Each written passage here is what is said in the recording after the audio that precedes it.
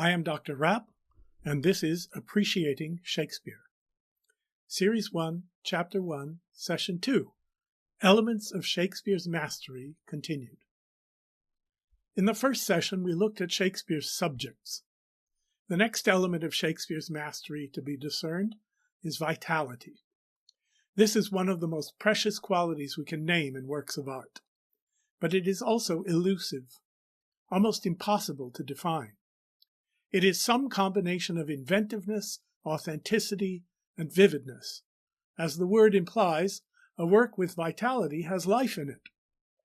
This quality is not tied to any particular form, whether comedy or tragedy, word choice or syntax, action or contemplation, or any other particular element of poetry.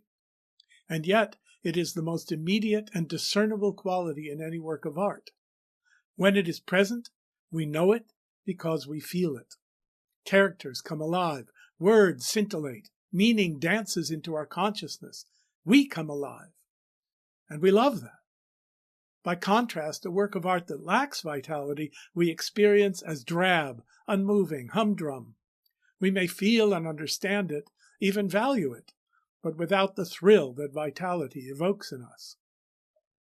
This vitality is present in Shakespeare almost without measure. When Shakespeare says in Sonnet 130, "My mistress' eyes are nothing like the sun," we snap to attention. Here's a man talking about his girlfriend in an unexpectedly honest way, forcing us to keep reading to find out how he's going to get away with a compliment that sounds like an insult. He goes on to give a litany of the ideal things his beloved is not, but then ends by saying he thinks she's as rare, meaning as rare a beauty, as any woman the earlier poets have lied about to prove their love. He asserts her beauty and loves her after all. And we buy it because his unexpected honesty has taken us off guard and sets up the power of his conclusion, and the invention vibrates with life. Or take the scene when Prince Hal asks Falstaff, "How long is it ago, Jack, since thou sawest thine own knee?" That's in Henry IV, Part 1, Act 2, Scene 4, line 327 to 328. What more lifelike way could there be of evoking the fatness of Falstaff's body and the self-indulgence in his character? It's a verbal trick to plant the image of a huge belly and the idea of fatness in our minds. But the trick has such life to it that when we hear it said, we cannot resist its authenticity. The next element is unity. Every work of art strives to convey meaning on some subject. That meaning cannot be put into a sentence or a paragraph. If it could, the work would not need to exist. In fact, the greater the work of art, the less expressible that meaning will be in any other way than the work of art itself. Only the work as a whole can get that meaning into our experience, and that's what it exists to do. Shakespeare's imagination is such that each of his plays, some more profoundly than others, achieves this unity of intention. Each play as a whole focuses all its variety of character, action, place, time, and language into a single experience of meaning. Twelfth Night, for example, is focused on the difference between self-serving sentimentality and authentic submission to love. Henry IV, Part 1 is unified by the attempt to define, not in words, but through words, the true nature of honor in personal and political life. The vast complexity of Hamlet is unified by the main character's spiritual growth from vengeful self-will into submission to divine will. One way of expressing this element of Shakespeare's greatness is as follows. Every detail in a Shakespeare play points to the center, and the whole is revealed in all its parts. But when you try to name that whole, as I've just tried to do for 3 of the plays, you find that the naming is not sufficient to describe the thing.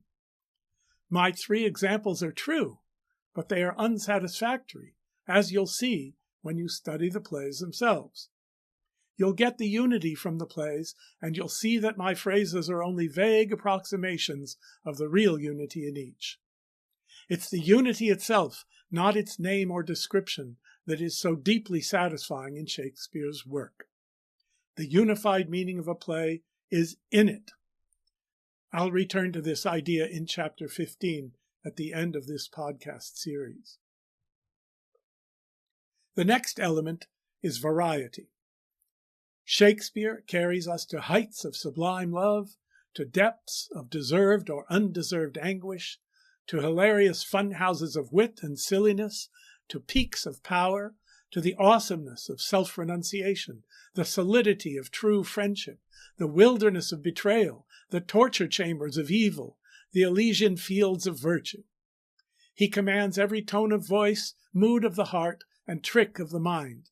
He takes us to the palaces of the rich and powerful, the town houses of the middle class, and the hovels of the poor, to places next door and far away, to ancient cities we've read about in books and fantastic places that never existed, to islands, forests, and caves, to sheepcotes, prisons, and ships at sea. He writes mostly in blank verse, but also in rhymed pentameter and tetrameter couplets, ballad meters, and formal and informal prose. He uses big words, small words, made-up words, Latin, Italian, French, German, and Welsh words, and more English words than any other writer in the language, 29,000 of them, including jargon words from the king's court and the law courts, from sailing, warfare, weaving, cooking, medicine, farming, taverns, bear baiting, and, of course, theater. He portrays rulers, intellectuals, and artists, lovers, parents, and children, kings and queens, nobles and their ladies, knights and warriors, tyrants and senators, doctors, lawyers, soothsayers, traders, sailors, teachers, nurses, peasants, hangmen, pirates, thieves, and gravediggers. Above all, he gives us variety of personalities, brilliant and stupid, quick and plodding, funny and dull, beautiful and ugly, virtuous and vicious, fat and thin, well-shaped and gawky, leaders and followers, kind and callous, and most importantly, mixtures of them all.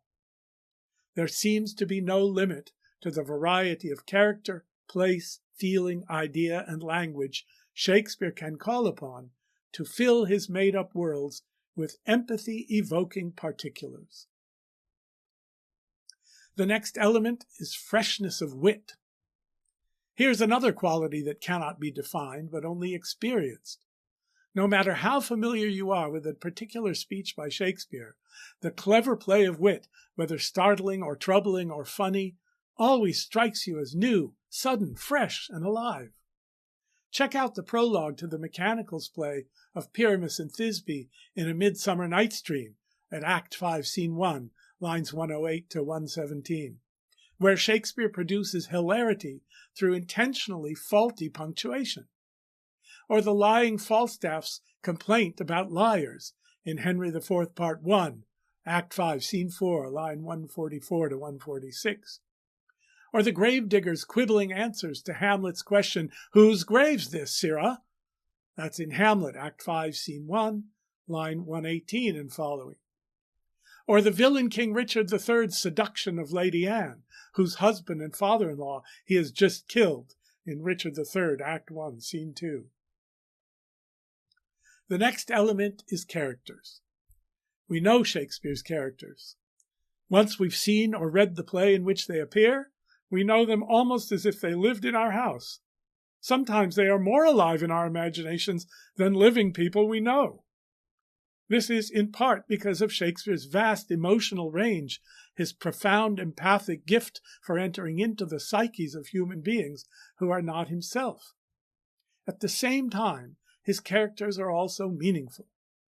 From the major characters like King Lear, Hamlet, Falstaff, Romeo, Juliet, Othello, Iago, and the rest, down to the minor characters like the jailer in Cymbeline or Seward's son in Macbeth, Shakespeare's characters come alive as both real and significant. I'll speak more about how this works when I address universal realism in the third session and again later on in Chapter 5. The next element is poetic language. Perhaps the most obvious way in which Shakespeare's greatness reveals itself is through his language. He commands the biggest vocabulary of any writer in English, even adding words to the language when he needs to. More importantly, he puts words together to convey meaning in ways that are masterfully precise, satisfying, clear, and entertaining. Watch him portraying Macbeth attacked by his conscience when he sees his own hands covered in the blood of the good king he has just murdered. This is Macbeth, Act 2, Scene 2, lines 56 to 60. What hands are here, huh? They pluck out mine eyes. Will all great Neptune's ocean wash this blood clean from my hand? No, this my hand will rather the multitudinous seas incarnadine, making the green one red. Here's a partial list of what Shakespeare is doing with language in this speech. 1. Simple common speech. What hands are here? Conveying the idea that Macbeth is now looking down and noticing his blood-covered hands. 2.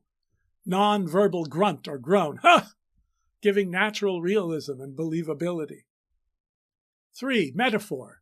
They pluck out mine eyes. Making a physical picture of someone's hands plucking out someone's eyes, or, more horribly, someone's hands plucking out his own eyes, to convey Macbeth's inner shock at the sight of his bloody hands. Through this metaphor, we experience his deed attacking his conscience. 4.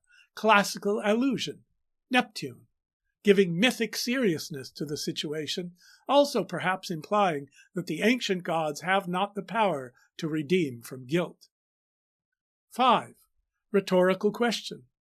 Will all great Neptune's ocean wash this blood clean from my hand? Challenging the audience to come up with the answer. Is it possible? Another metaphor in the same line. Will all great Neptune's ocean wash this blood clean from my hand?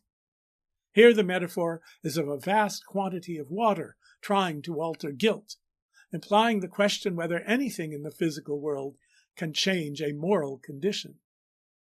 7. Biblical allusion in the same line. Will all great Neptune's ocean wash this blood clean from my hand? The phrase alludes to Isaiah chapter 1, verse 18. Come now, and let us reason together, saith the Lord. Though your sins be as scarlet, they shall be as white as snow. Though they be red like crimson, they shall be as wool. Compare this to Hamlet in Act 3, Scene 3, lines 43 to 46, where Claudius in soliloquy says, What if this cursed hand were thicker than itself with brother's blood? Is there not rain enough in the sweet heavens to wash it white as snow? 8. Interior dialogue. No. The rhetorical question is answered. 9. Moral implication. No. Only a change of will can alter one's moral condition. 10. Double sense of a word. In wash this blood clean from my hand, clean can mean both not dirty and completely or entirely. 11. Another metaphor. This my hand will rather the multitudinous seas incarnadine. Incarnadine is a verb here, expressing that the power and extent of moral guilt is greater than that of the greatest physical body, namely the ocean. An additional implication, the water of baptism or holy water can wash clean of sin because it is not merely physical water, but a sacramental vehicle of purification. By contrast, no amount of merely physical water can wash away a spiritual sin. Compare this to Lady Macbeth's "A little water clears us of this deed," 6 lines later. 12. Combination of words from Latin roots and words from Anglo-Saxon roots. The multisyllable Latinate words, multitudinous, incarnadine, suggest importance, the weight of Rome, Christian theology, and the past. The one-syllable Anglo-Saxon words, seas, the green one, red, suggest simple home truth. Their combination here implies that the awful reality of his situation is one, whether seen from the universal or the intimate and personal perspective. 13. Invention of words. Before Shakespeare, incarnadine was a noun, meaning the color of flesh, or carnation color, from the root carn, meaning flesh.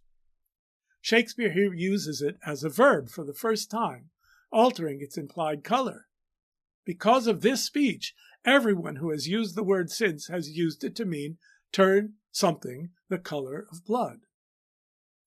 14. Synonyms: incarnadine and making red. 15. Rhythmic meaningfulness. Meaning conveyed by the way the natural rhythm of the phrases plays upon the meter. I'll be discussing the relation between rhythm and meter in more detail in Chapter 4. All these language elements are woven into a single speech that works upon us with exactly the effect Shakespeare is trying to achieve.